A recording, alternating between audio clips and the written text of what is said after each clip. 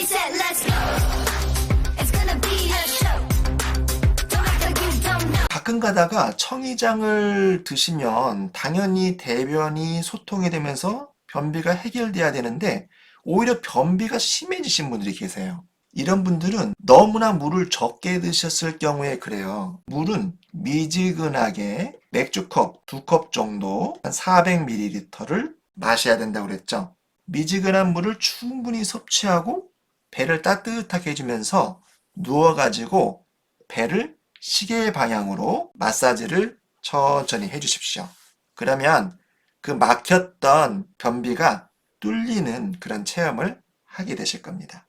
그런데 이번에는 오히려 또 설사를 하시는 분들이 계세요. 근데 이거는 일시적으로 몸 안에 있는 장 속에 있는 독소를 빼내기 위해서 설사를 일부러 해야 될 경우가 있거든요. 그런데 드실 때마다 계속 설사를 하는 거예요. 5일, 7일, 10일. 이런 분들은 장 흡수력이 약한 분들이 있으세요. 그리고 평소 때 물을 안 마시던 이런 분들이 갑자기 물을 많이 마시면 장내에 그 물이 흡수가 되지 않으면서 계속 배설이 된 그런 경우가 있거든요. 그럴 경우에는 청계장을 드실 때 따뜻한 물을 조금씩 드셔야 된다. 같은 400ml를 드셔라 이런 기준이 있었을 때 조금씩 약 한 200ml 한 번 드셨다가 조금 더 한두 시간 아니면 3시간 기다렸다가 또 200ml 조금씩 드신다든지 이렇게 하시고 복용량을 원래는 2포씩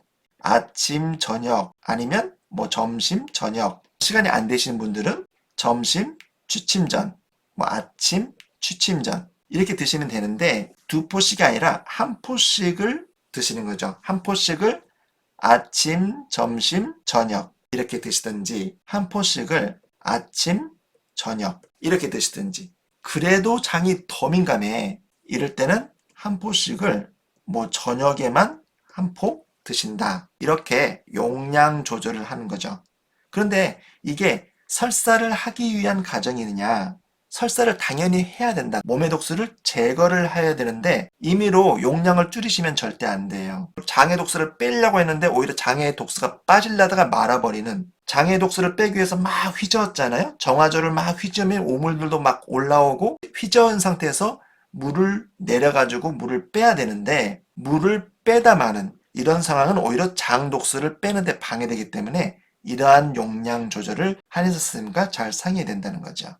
또 어떤 분들은 청의장을 쓰셨는데 배가 살살 아파가지고 못 드시겠다 이런 분들이 계세요.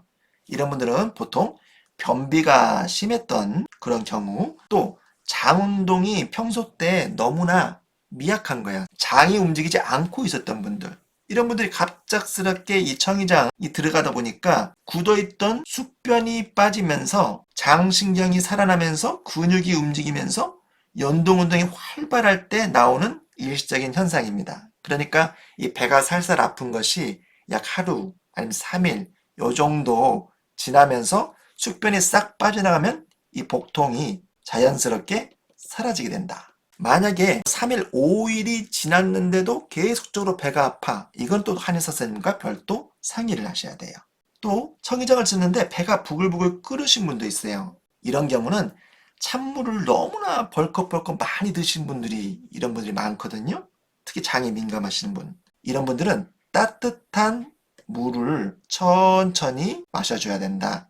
맥주컵으로 한 컵을 천천히 조금씩 마시면 배가 부글부글 하는 그런 느낌이 풀리게 되어 있습니다.